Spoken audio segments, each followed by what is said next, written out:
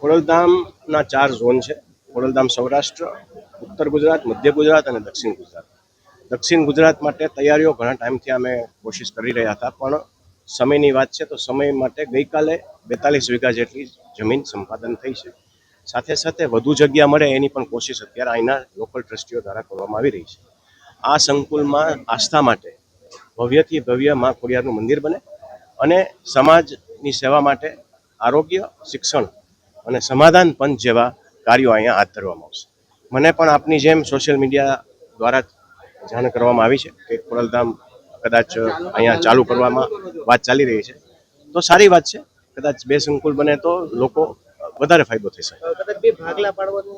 હું નથી માનતો આ ભાગલા પડતા હોય. જેટલી સંસ્થાઓ થાય એટલી સારી જ વાત છે કે વધારે વધારે લોકો લાભ લે.